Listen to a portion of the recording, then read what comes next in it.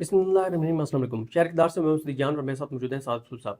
साथ साहब हम अदलिया पे भी बात करते रहते हैं, इंटरनल मामलात पे बात करते रहते हैं, लेकिन इस वक्त ज़ाहिर है स्टोरी जो है वो बड़ी है और वो एक पाकिस्तान का मामला है और इंडिया के साथ जो कुछ चल रहा है वो आप भी जानते हैं, हमारे नाज़रीन भी जानते हैं। इंडिया का एक कॉन्फिडेंस है। इंडिया का कॉन्फिडेंस ये है कि वो ये समझते हैं कि पाकिस्तान के अंदर बहुत ज़्यादा तकसीम है, जो कि है, इसमें कोई शक नहीं है। इंडिया ये समझता है कि क्योंकि पाकिस्तान के लोगों की अक्सरियत के पाकिस्तान की हुकूमत हो, इदारे हों, उनके हवाले से बड़े तहफ़्फ़ुज़ात हैं। वो ये समझते हैं कि जो एक पॉपुलर पार्टी है जिसको 2 तारीख अक्सरियत मिली 8 फरवरी को, उनका लीडर जेल में है और एक बड़ी एक लोगों के अंदर मायूसी सी है इंटरनल हालात की वजह से। तो वो ये उनके कुछ एनालिस्ट बैठ के उनके टीवी चैनल्स पे ये कह रहे हैं कि ये इंडिया के लिए आइडियल मौका है कि अगर वो खुदा न खास्ता पाकिस्तान पे हमला करता है तो पाकिस्तान की फ़ौज को आवाम से वो सपोर्ट नहीं मिलेगी जो सपोर्ट हमेशा मिला करती थी। और ये भी एक ग्राउंड रियलिटी है। ग्राउंड रियलिटी क्या है, पूरी दुनिया में एक इस्टेब्लिश्ड फैक्ट है कि फ़ौजें मोरल पे लड़ती हैं और मोरल से मुराद यही है कि जब कौम पीछे खड़ी होती है। तो ये जो इंडिया की एक उनके जो एनालिस्ट बैठ के उनके चैनल्स पे कह रहे हैं, तो इसको आप किस तरह से देखते हैं? बहुत शुक्रिया सदीक भाई। हम जब भी फ्रॉम टाइम टू टाइम इस नशिस्त में बैठते हैं और थोड़ी सी गुफ्तगू करते हैं तो कभी मामलात सियासी होते हैं, हम उसमें थोड़ा मजाक भी कर लेते हैं, थोड़ी सी लाइटर नोट पे भी बात कर लेते हैं, कोई किसी को पसंद आए ना पसंद आए, थोड़ी सी अजीब सी बात भी हो जाती है। कभी कानूनी मामलात होते हैं तो वो भी आपस में इसी तरह हम समझते हैं कि जैसे दो भाइयों की लड़ाई है, आपकी मेरी हो अगर बहस, तो आप भी पाकिस्तानी मैं भी पाकिस्तानी, आप अगर जज हैं मैं अगर वकील हूँ, तो हमारा डिसएग्रीमेंट हो सकता है 100 दफ़ा हो, हमें इन बातों से कोई मसला नहीं।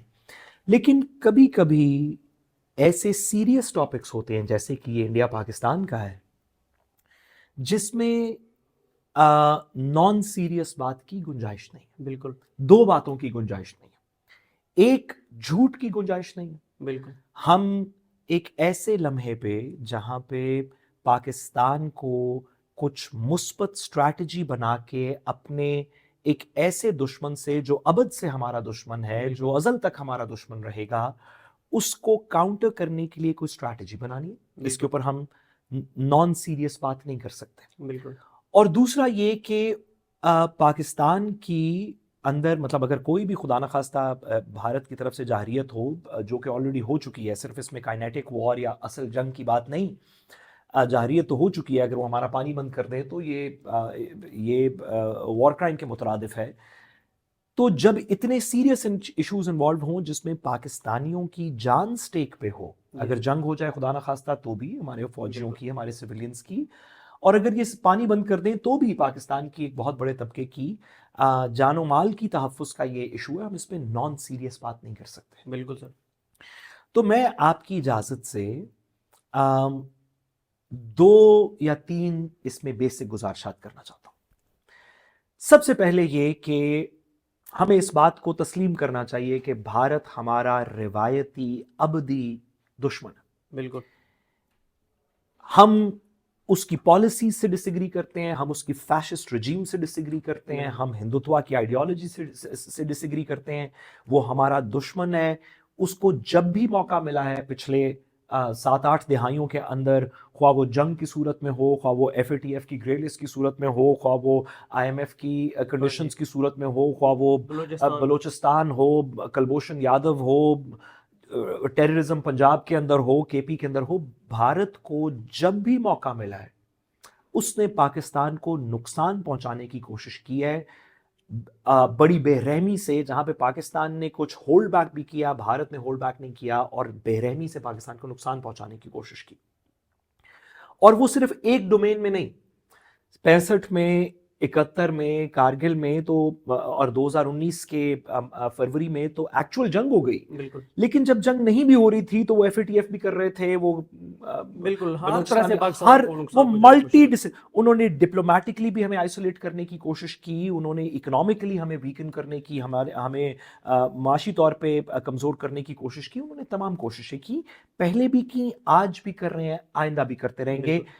इसके अंदर, क्योंकि वो एक ऐसा दुश्मन है जिसके मॉरल स्क्रूपल्स कोई नहीं है, इसके अंदर वो फॉल्स फ्लैग ऑपरेशन भी करते रहे हैं, वो खुद कार्रवाई करके भी हम पे ब्लेम करते रहे हैं, जैसे कि ये भी एक फॉल्स फ्लैग ऑपरेशन है, इसको हमें इंटरनली कम से कम तस्लीम करना चाहिए, इंटरनेशनल कम्युनिटी जो भी कहे, कि एक फॉल्स फ्लैग ऑपरेशन है जो भारत ने एक वीकर मोमेंट के सियासी तौर पे कमज़ोर या माशी तौर पे कमज़ोर या डिप्लोमेटिकली कमज़ोर पाकिस्तान को, या एक ऐसे पाकिस्तान को जिसकी हुकूमत और आवाम या इदारों और आवाम के दरमियान कुछ फासला सियासी इख्तलाफ की वजह से पड़ चुका है, उसको अटैक करने के लिए एक फॉल्स फ्लैग ऑपरेशन किया। बिल्कुल। ना सिर्फ कि फॉल्स फ्लैग ऑपरेशन किया, बल्कि किया भी एक ऐसी प्लानिंग से जब पाकिस्तान के जो दो रिवायती स्ट्रेटेजिक एलाइज हैं जिन पे पाकिस्तान इन्हिसार करता है अपनी पूरी इकोनॉमिक डिप्लोमेटिक पावर के लिए, बिल्कुल। एक अमेरिका और एक सऊदी अरब। मोदी सऊदी अरब के अंदर मौजूद थे, अमेरिका का वाइस प्रेसिडेंट इंडिया के अंदर मौजूद था, एक ऐसे लम्हे पे जहां पे हमारे दो एलाइज की तरफ के साथ इंडिया डायरेक्टली इंगेज था। ऐसे लम्हे पे एक फॉल्स फ्लैग किया और तमाम चीजें पाकिस्तान पे ब्लेम करते। बिल्कुल।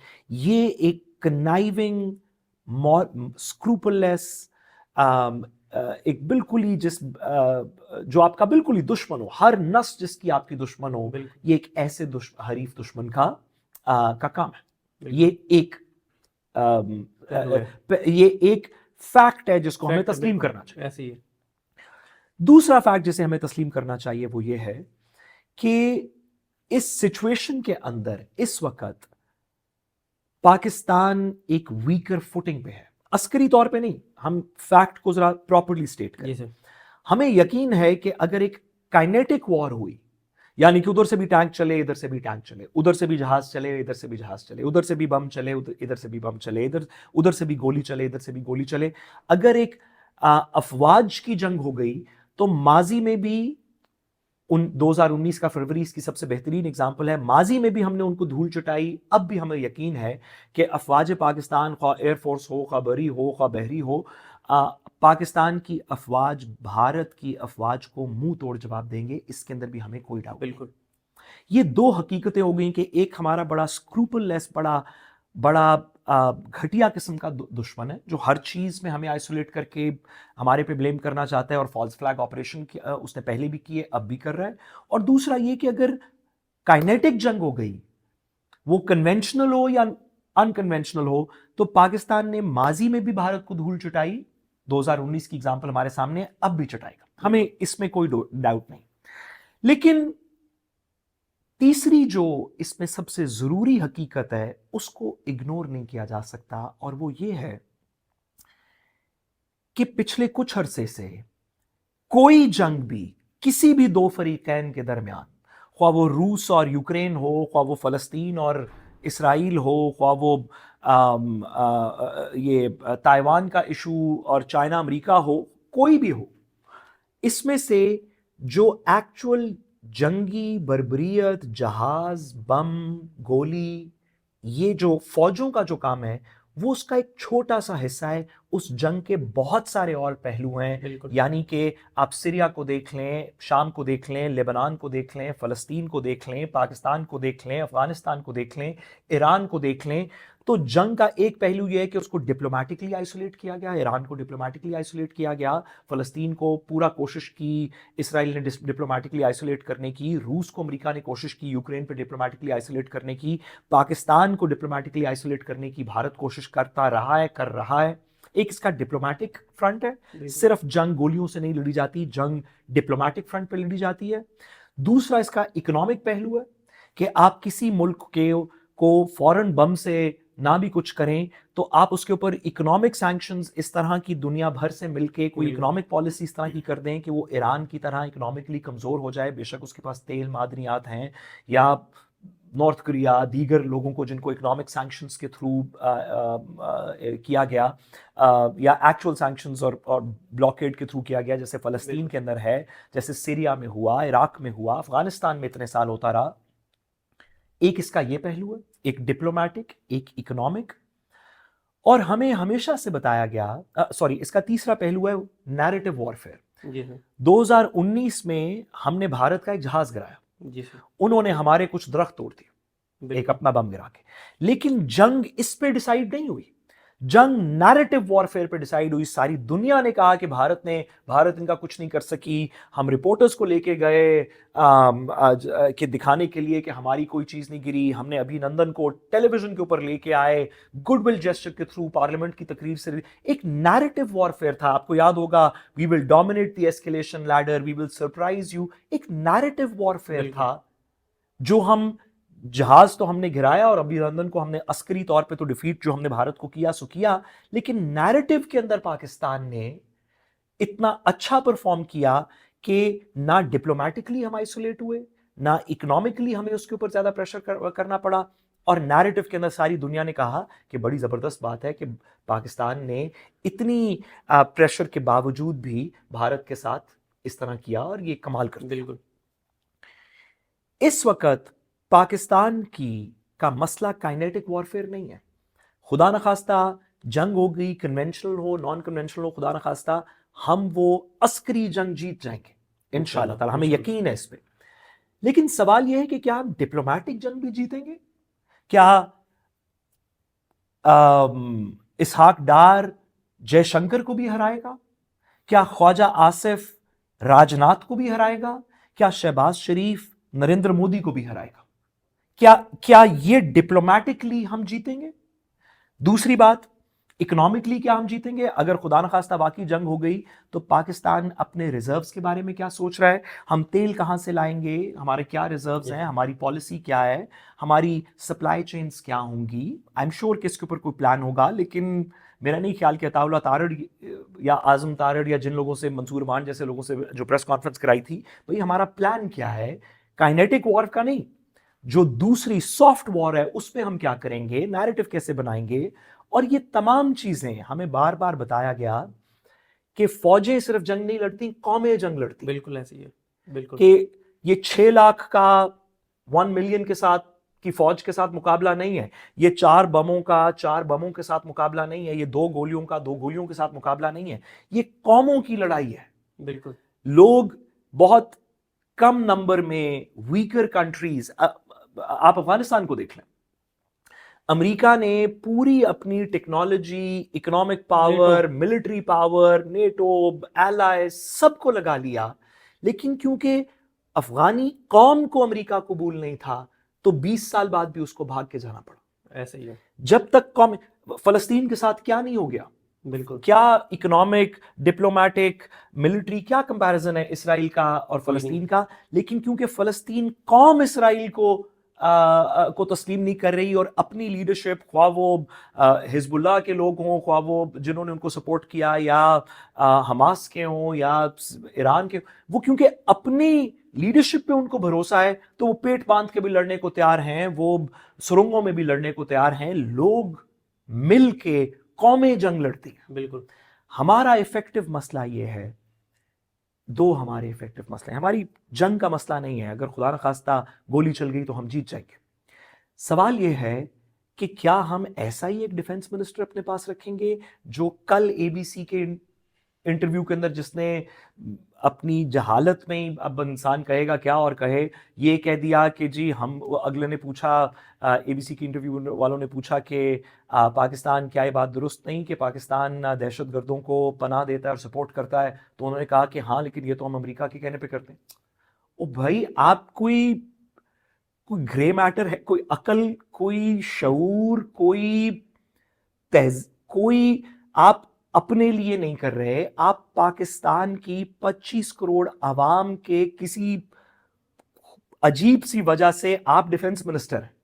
अपनी इज्जत का नहीं तो हमारी इज्जत का ख्याल रख लें। आपकी तो ये 2 मिनट की डिफेंस मिनिस्ट्री आज नहीं तो 6 महीने में, नहीं तो साल में, नहीं तो 5 साल में खत्म हो जाएगी। ये बयान इंडिया अगले 50 साल सुनाता रहेगा। जिस तरह उन्होंने नवाज शरीफ साहब का मुंबई वाला जो बयान था, वो आईसीजे के अंदर कुलभूषण यादव के केस के अंदर, भाई आप पाकिस्तान के साथ तो ये दुश्मनी ना करें कि आप इंटरनेशनल मीडिया के सामने जाके कह दें कि हाँ जी हम करते रहे हैं, लेकिन ये, भाई पाकिस्तान, आपसे पूछा गया कि क्या ये बात दुरुस्त नहीं कि पाकिस्तान दहशतगर्दी को सपोर्ट करता है, आप कहें कि नहीं पाकिस्तान दहशतगर्दी का विक्टिम है, सपोर्ट नहीं करता। हमने तो 80,000 लोग शहीद करवाए हैं एक ऐसी जंग में जो हमारी वैसे जंग नहीं भी थी। हमने इंटरनेशनल कम्युनिटी के साथ मिलकर दहशतगर्दों को लड़ा है, अंदर भी लड़ा है, बाहर भी लड़ा है। हम वाहिद मुल्क हैं जो दहशतगर्दी को हराने में कामयाब हुए। आप कोई मुस्बत बात करें, आप डिफेंस मिनिस्टर हैं, को खुदा का वास्ता है। सही बात है। अगर उधर से जयशंकर सारी इंटरनेशनल कम्युनिटी को कॉल करके तो रैली कर रहा है, तो इसहाक डार साहब से पूछा गया कि आप फिर इंटरनेशनली किससे बात करेंगे? उन्होंने कहा हम किसी से, हमें जरूरत ही नहीं बात करने की। ओ भाई, आप कोई डिप्लोमेसी करेंगे? बिल्कुल। आपको नहीं भी, अमेरिका को जरूरत है किसी से बात करने की जंग लड़ने के लिए? वो हर दफा कहते हैं कि हम इसमें कंसेंसस बिल्ड करेंगे, हम नेटो के अलायंस को साथ लेंगे, ये कोलिशन ऑफ द विलिंग और इस तरह की वो टर्म्स क्रिएट करते हैं, क्योंकि एक नैरेटिव वॉरफेयर है। बिल्कुल। या दुनिया आपके साथ है या नहीं है, या कौम आपके साथ है या नहीं है, या लोगों को आपके एतबार है। भाई अताउल्ला तारड़ साहब लोगों को गरमाएंगे कि पेट पे पत्थर बांधो और भारत से जंग कर लो। हमारा मसला अस्करी जंग का नहीं है, हमारा मसले दो हैं। एक ये कि पाकिस्तान की फौज तो लड़ेगी सो लड़ेगी, अगर खुदा न खास्ता ये जंग हो। कौम को लड़ाने वाला कौन है? वो कौन शख्स है जिसके कहने पे पाकिस्तान की कौम कहेगी कि हाँ हम पत्थर पे पेट बांध लेंगे, 1000 साल भी अगर हमें करना पड़ा, हम घास खा लेंगे लेकिन एटम बम बनाएंगे, जो भुट्टो को के होते हुए भुट्टो साहब ने कहा और कौम ने कहा कि हाँ हम घास खा लेंगे लेकिन एटम। वो बंदा कौन है? वो लोग कौन है? वो ग्रुप कौन सा है जिसके कहने पे आप और मैं, जिसकी जोशीली तकरीर सुन के कि ये लोग हमारा पानी बंद करने के लिए आए हैं और हम करबो बला के मानने वाले हैं, और ये रिवायत है कि अगर किसी चीज पे जंग कर देनी लाजिम है तो हक पे खड़े होने पे जंग करनी लाजिम है, अगर को पानी बंद कर दे तो जंग करनी लाजिम है। हम हुसैन इब्न अली के मानने वाले हैं, कौन है जो मेरे साथ चले, किस में शहादत का जज्बा। ये गरमाने की बात कौन करेगा कौम को? 65 में कहते हैं कि पाकिस्तान के पास, मैंने अपनी नानी से सुना एक दफा कि पाकिस्तान के पास टैंक्स थोड़े से कम थे, तो कहा गया कि पैसा टैंक शुरू किया गया कि अगर हर पाकिस्तानी रोज 1 पैसा देगा तो पाकिस्तान हर रोज इतने टैंक बना लेगा। लोगों ने अपने जेवरात जाके दे दिए उस फंड के अंदर। मेरी नानी कहती है कि उन्होंने अपने तमाम जेवरात जो हैं वो उस फंड में दे दिए, जो पैसा टैंक का फंड था, कि ये आप मेरी सारी चीजें ले लें और मैं आपके साथ हूं। ये कौम को साथ कौन करेगा? क्या मरीम नवाज साहिबा करेंगी? नहीं, मियां साहब आ रहे हैं लंदन से। अच्छा, इससे भी आगे की बात, पे तकरीर करेंगे। मियां साहब से सवाल पूछा गया भारत के ऊपर, सारे ट्विटर के ऊपर चल रहा है, कोई कंफ्यूजन नहीं है कि वो सवाल पूछा गया है, 2-3 दफा पूछा गया है। ओ भाई, आप को खुदा का वास्ता है, आपकी हुकूमत है, आपका भाई वजीर आजम है, आप 3 दफा वजीर आजम रहे हैं, आपकी बेटी चीफ मिनिस्टर है, आपकी हुकूमत चल रही है, आपको उम्मीद है पाकिस्तान की फ्लाइट पे कबूतर उड़ाने के लिए नेशनल एक्सचेकर के एक्सपेंस के ऊपर लेके आए। आप इतना ही कह दें कि हम इस लड़ाई में बर्बरियत भारत की तस्लीम नहीं करेंगे और आखिरी कतरे तक लड़ेंगे, कोई बात ही कर दें। नहीं, तो ये भी तो हो सकता है कि वो ज़ाहिर है चाह रहे हो कि वो पाकिस्तान आए, डिस्कशन हो, उसके बाद एक मैच्योर मुल्क का मैच्योर रिस्पॉन्स जाना चाहिए। एक ये भी वजह हो सकती है। दूसरा ये भी वजह हो सकती है कि वो पाकिस्तान की जो यानी प्राइम मिनिस्टर ने अभी तक इस पर डायरेक्ट कोई बात नहीं की, पाकिस्तान के आर्मी चीफ ने कोई बात नहीं की, तो ये भी हो सकता है कि पाकिस्तान दिखा रहा हो कि हमारे लिए जो आप धमकी दे रहे हैं इतनी मैटर नहीं करती कि हमारा प्राइम मिनिस्टर और हमारा आर्मी चीफ आके, और या मियां नवाज शरीफ इस तरह की लीडरशिप आके जवाब दे। इसमें 2 मसले आपकी बसद एहतराम मेरी नाकिस राय में।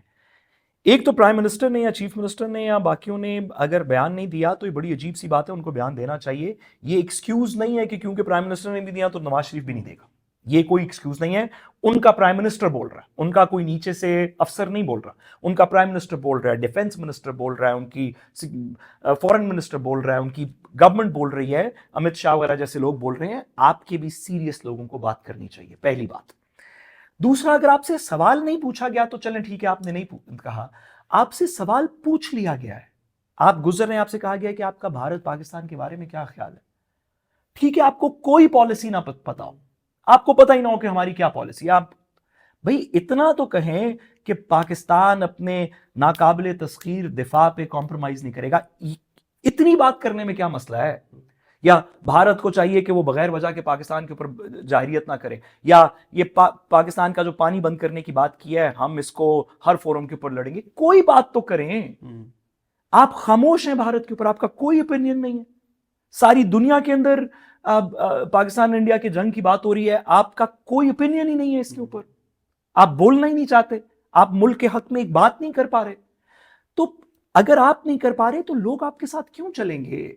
आप और मैं अपने वजीर आजम के साथ चलना चाहते हैं, अपने डिफेंस मिनिस्टर के साथ चलना चाहते हैं। हम कहना चाहते हैं कि जी चलें, पुत्र हटा दे नहीं विक दे वाली कहानी हम करना चाहते हैं, हम भी साथ चलेंगे, चलें हम भाई।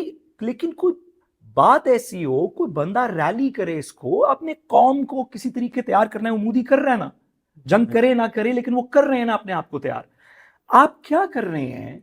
सो मेरी इसमें बसद एहतराम, हम पाकिस्तान के साथ हैं, हमारा हर खुशी पाकिस्तान के साथ है, हमारी जान पाकिस्तान के लिए।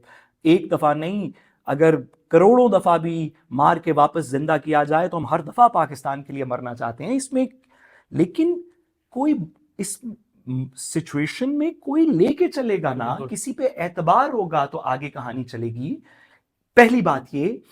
और बसद एहतराम दूसरी बात ये कि मेरे ख्याल में ये एक रिएक्शनरी रिस्पॉन्स से ज़्यादा अभी हमने बात नहीं की कि उन्होंने एयर स्पेस बंद कर दी, हमने बंद कर दी, उन्होंने ट्रेड बंद कर दी, हमने कर दी, उन्होंने डिप्लोमेट्स निकाल दिए, हमने डिप्लोमेट्स निकाल दिए।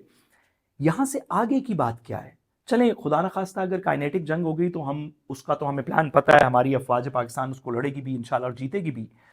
लेकिन अगर वो जंग नहीं करते और डैम बनाना शुरू कर देते, बिल्कुल जो पाकिस्तान के दरिया हैं उनके ऊपर उन्होंने पहले भी कृष्ण गंगा वगैरह बनाया हुआ है, अगर वो मजीद कल वो डैम बनाना शुरू कर देते हैं तो आपका प्लान क्या है? वो बताया जावेद आप चौधरी साहब ने, बमबारी करके हम उनका जो डैम बना रहे होंगे, ये बने हुए वो अच्छा बाद चले यही प्लान हो, चले मैं कहता हूं कि आपका ये प्लान नहीं है। हालांकि by the way Indus water treaty के अंदर 3 डिस्प्यूट रेजोल्यूशन मैकेनिज्म्स हैं कि अगर आपका आपस में डिस्प्यूट हो जाए या आपका ख्याल हो कि दूसरा वायलेट कर रहा है इस ट्रीटी को, तो आप पहले कमिश्नर के पास जाते हैं, फिर आप वो वर्ल्ड बैंक के म्यूचुअली अपॉइंटेड आर्बिट्रेटर के पास जाते हैं, फिर आप आर्बिट्रेशन काउंसिल के पास जाते हैं, आप आईसीजे कुछ कंडीशंस के नीचे जा सकते हैं, आप इसको वॉर क्राइम के जुमरे में ला।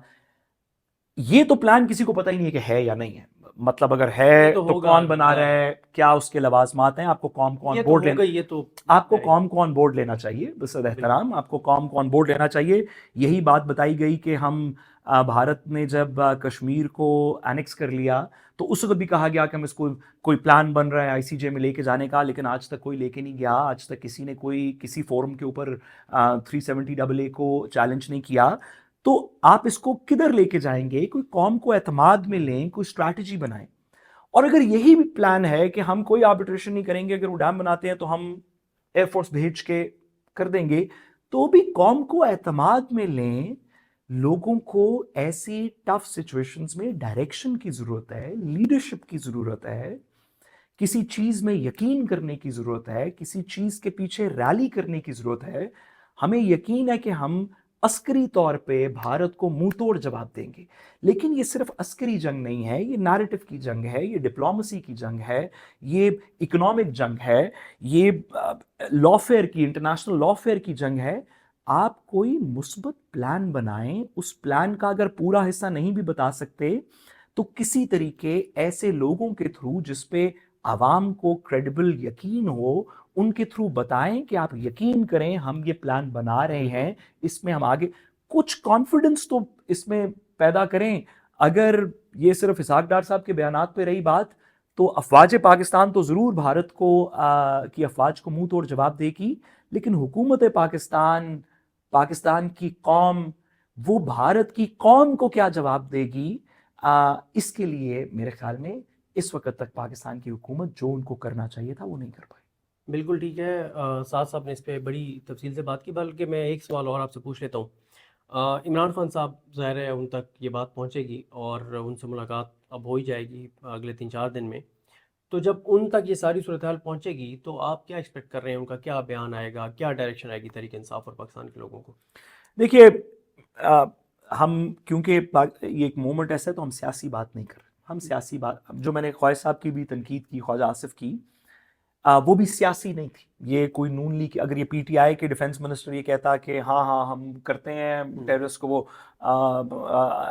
हार्बर, लेकिन हम अमेरिका के कहने पे कर रहे हैं, ये कोई भी शख्स कहता तो हम इस तरह की बात ये के है खिलाफ तो हैं। रियलिटी ना, देखिए आप और मैं दुनिया जानती है तो फिर आप मानने में क्या। भाई टेररिज्म को स्पॉन्सर तो भारत भी कर रहा है, लेकिन उनका डिफेंस मिनिस्टर तो नहीं कह रहा कि हाँ हम कर रहे हैं।